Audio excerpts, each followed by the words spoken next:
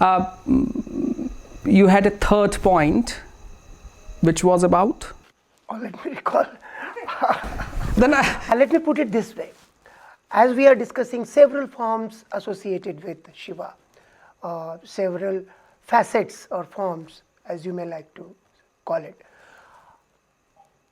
there are various stories, various angles, various facets. Like while Shiva is Mahadev, the super god, the god of gods, he is also Pashupatinath, the god of animals. While he is associated with the origin of Narmada, he is also associated with Ganga and her divine entrance to this world. While Shiva is the destroyer of Kama, he is also Nataraja, doing that celestial dance. So, Tandava. Let's not call it celestial. Tandava. So my question is, these are extremes. We are talking about extremes. But even during, as we talk about these extremes, Shiva is there. Shiva is associated with those extremes. How come? Okay, you'll have to break it down for me, one after another. Getting old. Not exactly, but it is quite vast. I mean, Getting old. Let us consider that. Let us consider that.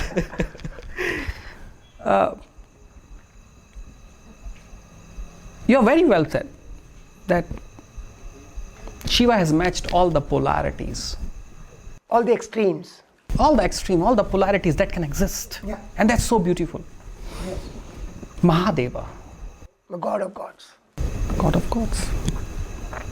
Shiva, who's called Pashupatinath. Let's go back to Pashupatinath first, because it's such a word which has been totally mistranslated, misunderstood, misquoted, mismanaged, as well as people like me.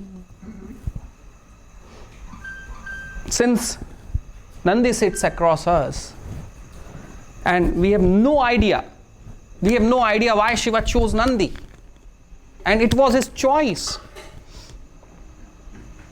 So we haven't decoded the word Pashu, the Pash. Let's go back to the word Pashu. Oh. Pashu comes from Pash. Pash, it means bondages. Shiva is Pashupatinath, who can remove the obstacle and bondages. It's not about animals. Okay.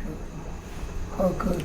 It's about the bondages that we have inherited or we take. In this life, that's what we do. When we are born, probably if we have certain bondages, those are from our ancient history, our births and our cosmic relation to this universe.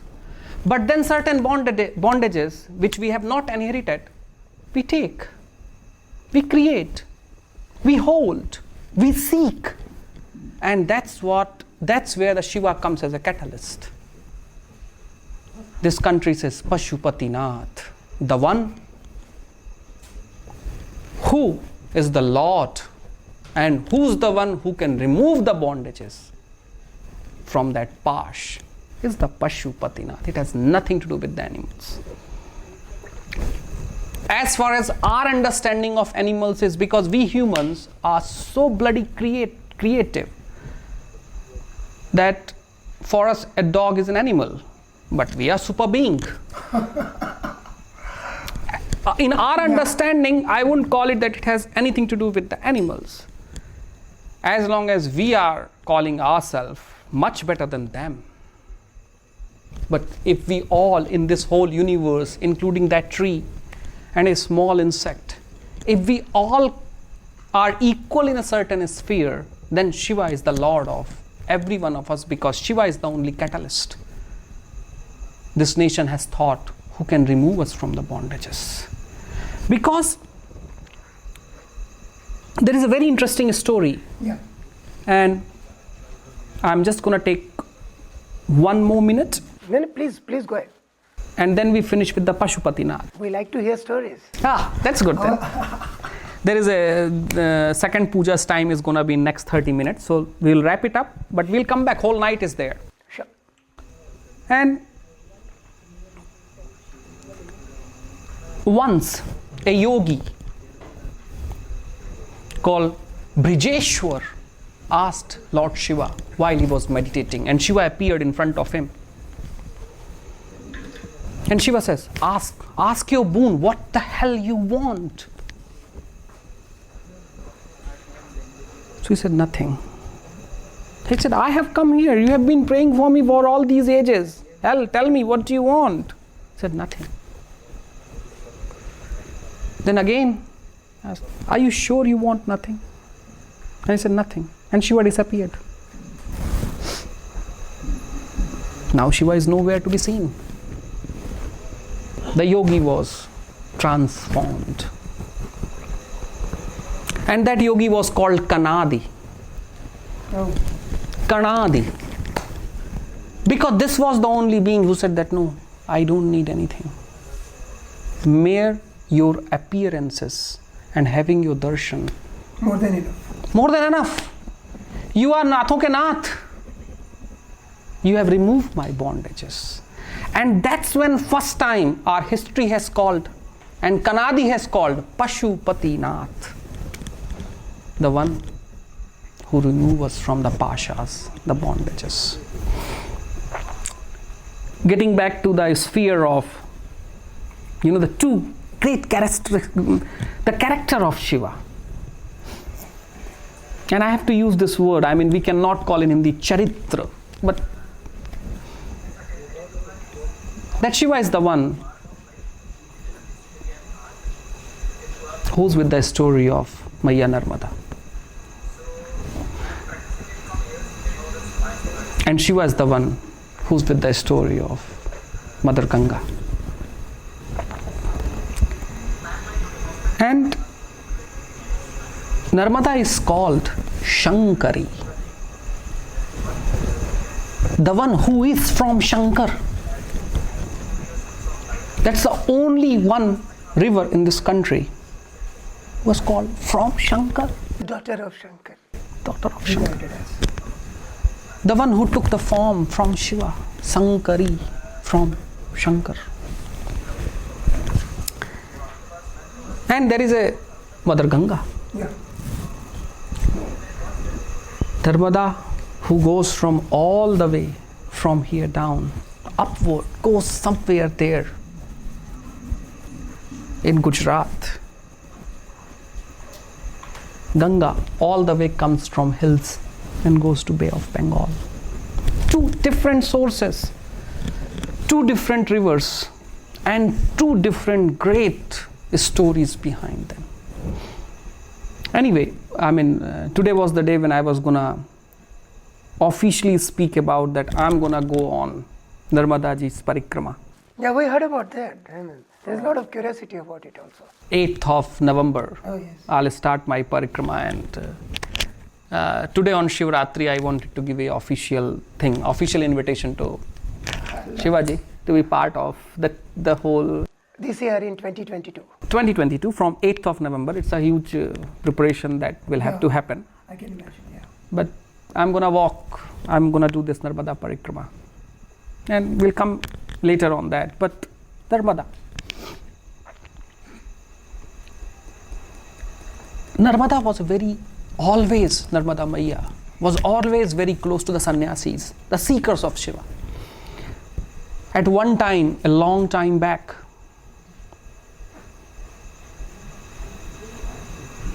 when the seekers were trying to understand the form of divinity, the expression of divinity, and how the Skand Purana and Narmada Purana talks about the form of Narmada, how Narmada came into the shape and how Lord Shiva helped it to flow. Samudra Manthana it was? Much later. Much later. Okay. Because Narmada comes into only shape when the civilization was much at the peak. Reaching to the threshold of our civilization, when we were understanding the deep meditative techniques, when we were throwing out every other day some kind of meditation, and we were performing a huge the whole scriptural development, the spiritual development, the development of the written medium of this country was taking a huge unfolding was happening. That's when the story of Narmada ji comes. Since Narmada is from Shankar, it has not come to Shankar. It took the form from Shankar. So said that who can take the form of Shankar if we can go beside us? That's for sure that we will achieve Shankara. That's for sure we will achieve, because we have found a medium. Yeah. In that medium, we would be able to merge ourselves. It has been said in the history that if you can go one time to the parikrama of river, Narmada, you become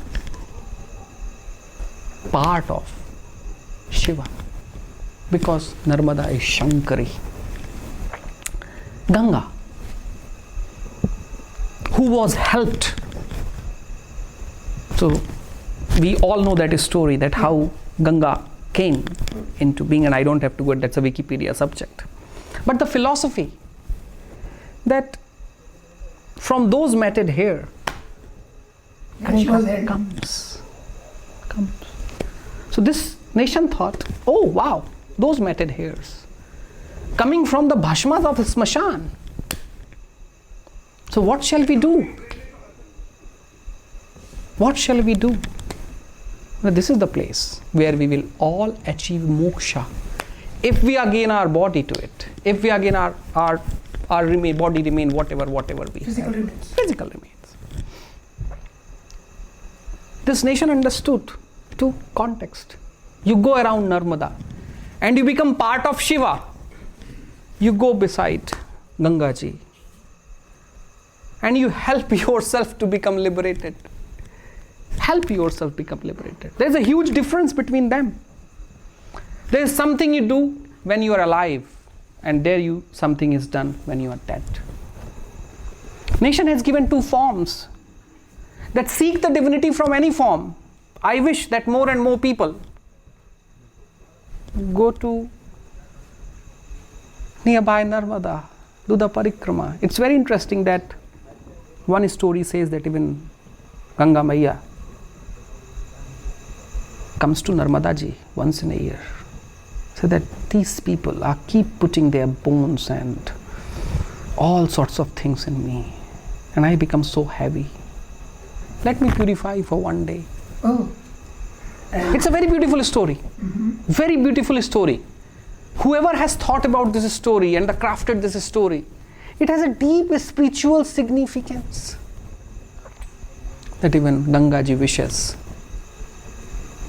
to become pure, to be part of Shiva once coming to Narmada ji.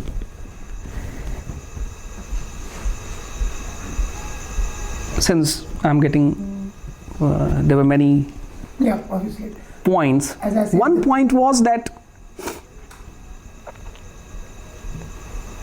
Shiva is Bahurupa, the one God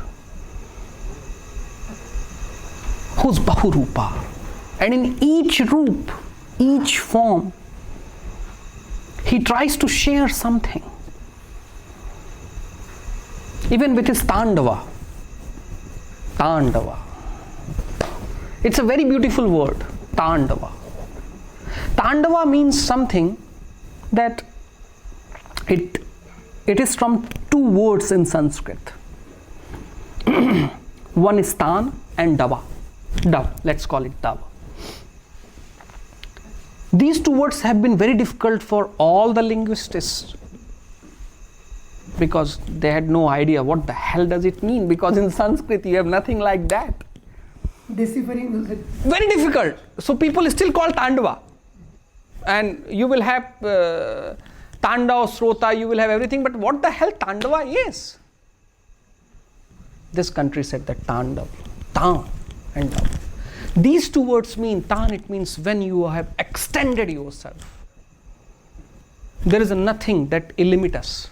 You have extended so well yourself that there is nothing that can be without you.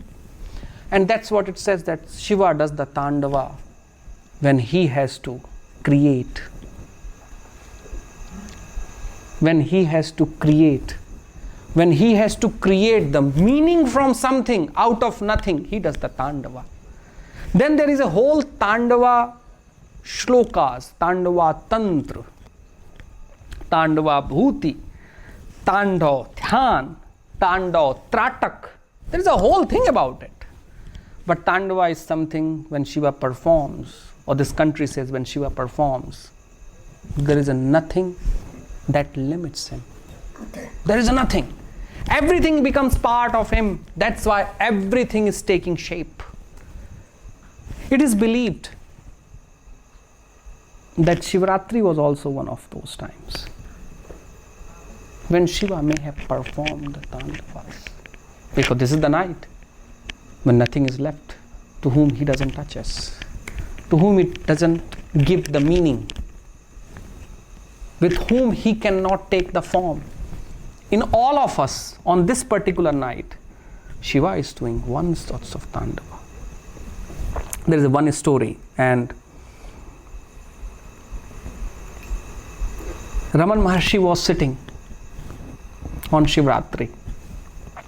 He was very fond of Shiva. And there is just a temple in front of his ashram. Very ancient temple, a beautiful temple. And in the middle of the night, he would go up in the hill and he would not take anybody with him. And he would go and just sit and look at the temple. Because in the early phases of his life, people didn't want, many people from around Tiruvannamalai did not want him to be around because he was expressing so well. Yeah. That all these people, those who were priests or those who had the shops basically, those who had the shops, those who were selling some kind of babhutis, some kind of tika, some kind of mala, some kind of snan. They felt threatened. They felt so threatened because Ramana Maharshi would not touch a rupee and he would give total attention. So he was going over there in that hill, Arunachalam. And from that Arunachalam hill, he would see that beautiful temple. A dog used to walk with him on that hill. At one point, because many people are scared to question the divine beings. Yeah. They can ask any sort of nonsense question, but the real question they are so scared to ask. Maybe they don't know. That could also be possible. So there was one being to whom whole ashram or the surrounding people from Ramana Maharshi used to call him fool.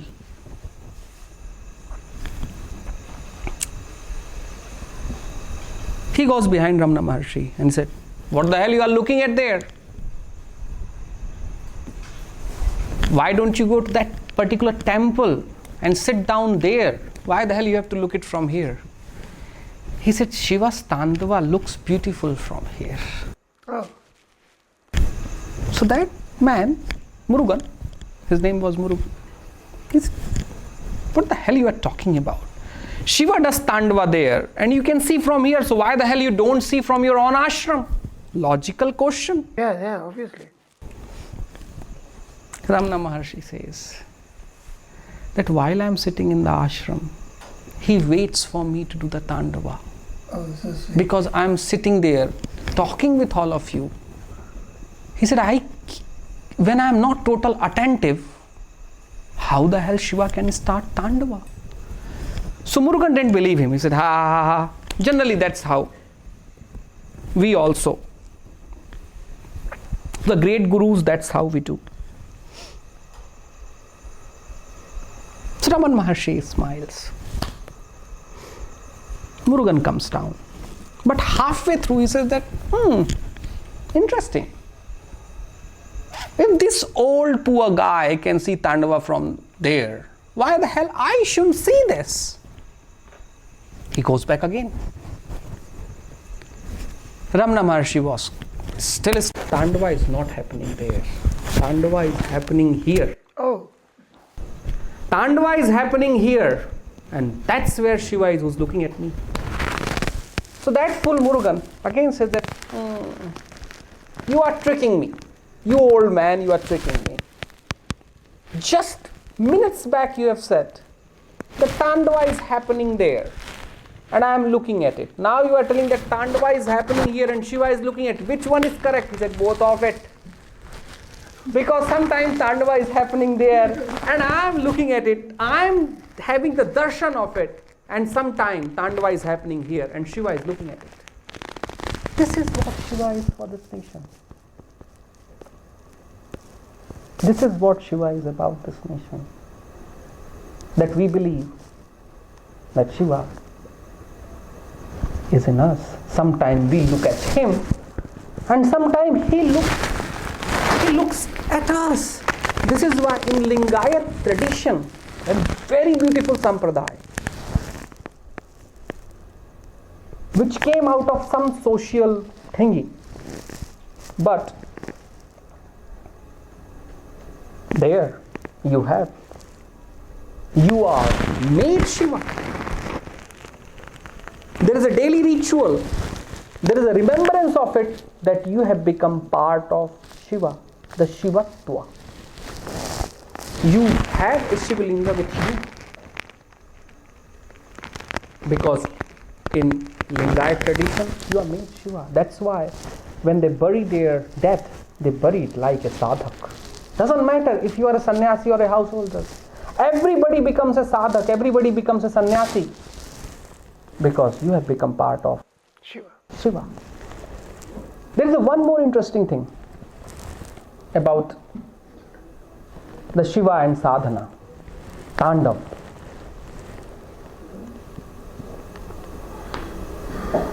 That when you go in the Shiva's deep rituals, and when we were performing the rituals for Swayambhu Shiva here, and those who were part of it, a very small crew. So there is a namak chamak in Shiva's tradition, and they are very important in Rudrashthai.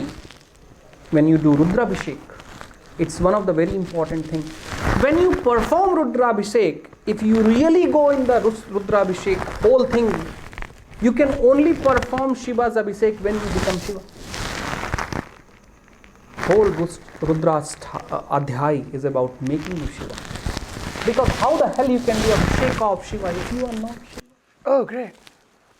Some concept is, yes. So this country and the philosophy of Lord Shiva, the darshan of Lord Shiva, the rituals of Lord Shiva, because rituals are based on him. That's from where the rituals come. That's from where we have everything that we can call part of our karma kanda. This is where we start, that you can only perform Abhisheka to Shiva if you are Shiva. A Shiva can only perform. Shivoham, Shivoham. That Sankaracharya was once asked, who are you? Who are you? He said, I am Shankar. Shivoham, Shivoham. Neither this nor that. I am Shiv. Actually, long time back, maybe a couple of years back, I think.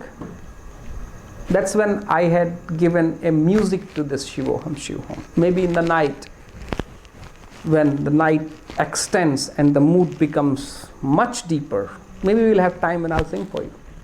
Jiva and Shiva. Jiva and Shiva. Raman Maharshi was asked at one point, tell us about Jiva and Shiva. Jiva and Shiva. Raman Maharshi was, some people have, this country has not deciphered Raman Maharshi yet. It might happen one day. But Raman Maharshi was one of those philosophers, one of those gurus, one of those darshanik who came at a point who wanted to give the new revival for the teachings of Lord Shiva. So when he was asked to tell us about the difference between Jiva and Shiva, he said, okay, bring me any sorts of vegetables. So people said, we are asking to him about Jiva and Shiva, and he's asking to bring us some sort of vegetables. He said, gone, old man is gone. Generally that's what people think. Anyway, out of fear, out of love, out of affection, they brought those vegetables. He took one cucumber out of the whole basket. He started chopping it. Chopped and chopped and chopped and chopped and chopped and chopped. Then again took the cucumber out. Chop, chop, chop, chop, chop. Cucumber were made very thin pieces. Then he took in his hand, he squashed it and put it back. And he said, get somebody else here who was not here. A woman comes. And he asked to that woman, do you see any cucumber? The lady said, no, where the hell cucumber is? Somebody has fooled you up. He looked at his disciples and said, this is it. This is the difference of Jiva and Shiva. Jiva was when the cucumber had come, while I cut it thinly, destroyed the sense of Jiva and that disappearance of it. If that lady was divine, would have seen Shiva in it. So Jiva and Shiva, they are same and one. But because Jiva is in the Pash, the bondage, so Shiva is not to be seen. Shiva is there, but being not seen. Once the Jiva, you have sliced it, squashed it, left it to pieces, Shiva appears, because that's when the Pashas are dawn. Raman Maharshi said that how I have chopped it thinly, thickly, one time, multiple times. Those are the techniques. If you perform those techniques, Shiva will appear. To realize Shiva. Shiva will appear. Because those techniques are the one that gives you the liberation from your own pashas, the bondages. And that's when he has narrated one of the Shiva Sutra.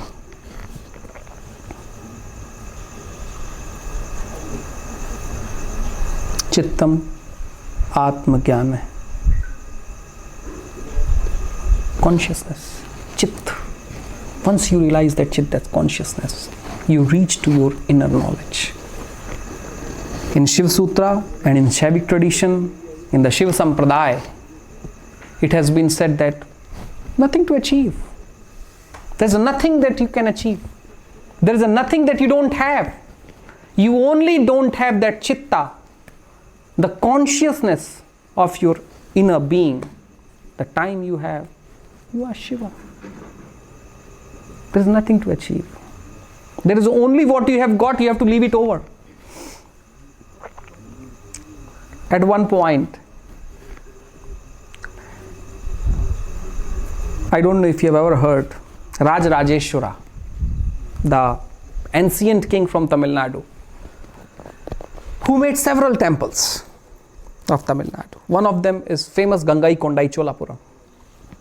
He was a beautiful king in terms of the heritage of this country. And he was making various temples. Once a person asked him, why the hell are you making these temples? We can spend money for something else. He said, yes, we can. But then, where will be the Pashupatinath? Where will be the one to whom people are going to come and adore and find that they are in the bondages? Rajeshwara, when said this, there were few religious people like Vedapallis and all that. They went and they said to Rajarajeshwara that, how come you are becoming philosophical? Are you gonna become one of the chief priests? Because priests, gurus, are only scared from the people who can take their seat. Thank God I don't have yet. They are so scared of it. So Rajarajeshwara has answered something very interesting in Tamil. He said, Nalladille. No, nothing. Nalladille. So priest again asked, said, then you think that you are making a new religion? Nalladille. Again he was asked, that tell us, is our seat are gonna be there or not? He said, Nalladille.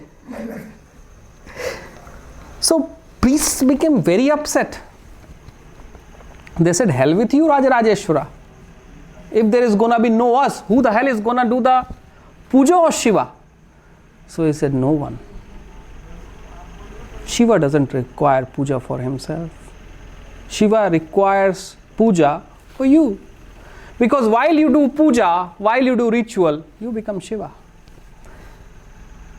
I brought this funny story of Rajarajeshwara because the difference of, us and Shiva is very minute. This country has only, when we have spoken about Shiva, the darshana of Shiva has always been said that it happens like this. There is no other God whose realization is that easy. There is no other divine form to whom you can realize within a second. You open your eyes and there is a God. You become part of that God. Shiva was, Shiva is, and Shiva will be. Why? Because Shiva said that just a small opening,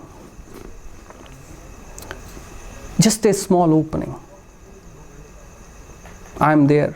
Between your breath, I am there. Between your anger and your pride, I am there. Between your happiness and your great depth of sadness, I am there. Between your all experiences and the one that you have not experienced, I am there. Between your lust, between your deep karmic being, between your eyebrows, between your nostrils, between your heart, between your beats, between you and me, I am there. There is nothing that is without Shiva. So Shiva says that, look, I am everywhere. You just have to see it. There is nothing. Shiva, you don't have to do anything. When you come to Shiva, we know that, Shiva was master of all being. You have showered or not. You are coming from Smashan or not. You have eaten or not. You are fasting or not. The rules came much later and they were made only because the philosophy of Lord Shiva was somewhere going very tamasic. It was going somewhere else. That's when the rules and regulation came. But Shiva said that, look, I am everywhere. I have no moral juncture. I am everywhere, whatever and however it exists, I am there. Just between everything. I have, few days back, somebody asked me, very small child, I was traveling somewhere and that small child asked me that, oh, there is going to be Shivaratri, isn't it, Guruji? People call Guruji. I said, yes, there is going to be. Kya hai? What is Shiv?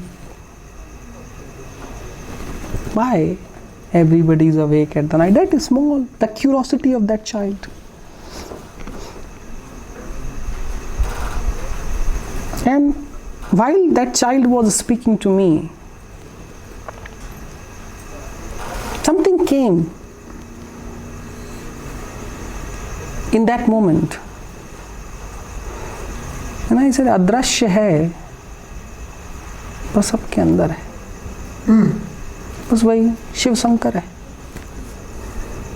that invisible, which is everywhere, with us, with you, without any jurisdiction, without any, there is no prescribed rules and regulation.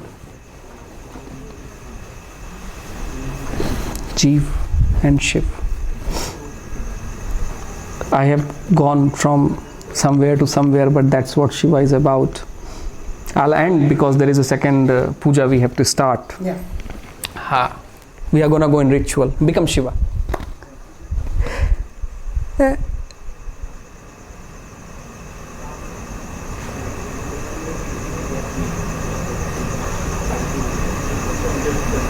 There are few things in this universe that are so defined, well curated. Marvelous work is done. Sentiments are there, philosophy is there, methods are there, everything is there.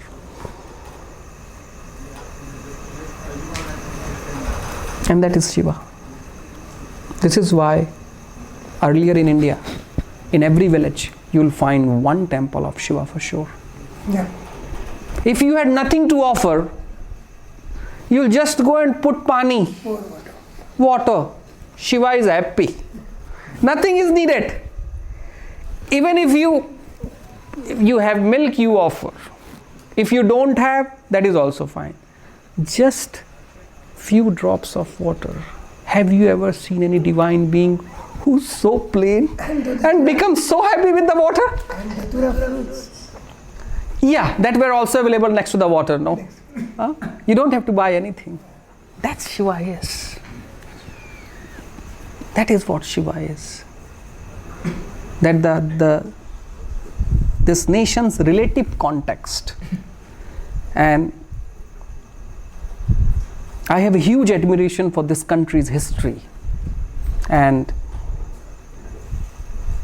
I wouldn't say that this is about being, because I come from Sanatana Dharma. I have a huge respect for this country's history because they have given the finest touch of that darshan, that philosophy, that antics through which we can become divine. There is being said at one point, somebody asked me, like you, that why Indus Valley is lippy or the writings have not been deciphered. Because I said this is being done by the people, those who are not Shiva. Because that lippy is Shiva's lippy. Yeah. And as long as you have not taken the form of Shiva, centuries goes or they are gone. Probably we'll have no idea about those lippies. We will not be able to decipher, because we are trying to decipher something so deep, so simple. It's so simple, but it's so deep. But we are trying to decipher through such an intellectual hexagons. Unless we become so plain, so simple, so humble, So Shiva. so Shiva, will not be able to decipher that. Of course, when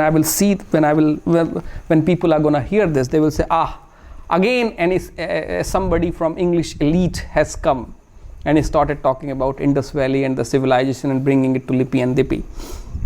I'll just end with this. And we all know that there was a seal that was found, which is still called Pashupatinath. Pashupatinath, yeah. With the two big horns. Two big horns. And that seal was not only found here. Yeah. It was all over. You go to Avestan, the seal was there. You go even to what you call the current Iraq. Yeah. Various parts of the world, across the globe. And Even Shivlingas are still being Shivlingas, I have found Shivlingas in French islands. Yeah. And people had no idea about what they are doing, but people were going and putting a flower. I was in that island. And I asked, because some people have called me, we were doing some meditation experiment in one of the deepest cave in Uso Island. So we were there few of my what you can call European club. And we were there, and I saw in a corner, in a nook, that a sort of similar kind of Shivlinga is there. People are coming and putting a flower. So I asked an old lady, what the hell are you doing? And that's how I asked, what the hell are you doing? What made them offer the flowers then? They said, our forefathers have been offering, we are offering. Ancient practice. And that Uso Island is pretty ancient. Yeah. At one point, it's between the British Isle and French, the French port. There was nobody, only the people, those who wanted to have the experience of meditation, they were going there. And that's 2011.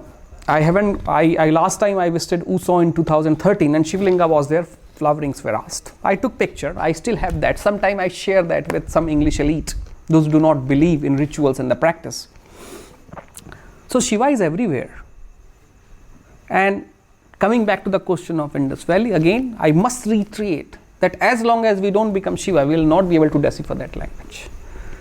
Because that was one of the most simplistic form of language. Once we become Shiva, we will have every idea of Indus Valley civilization. Let us wrap it up and let's go back to our second ritual.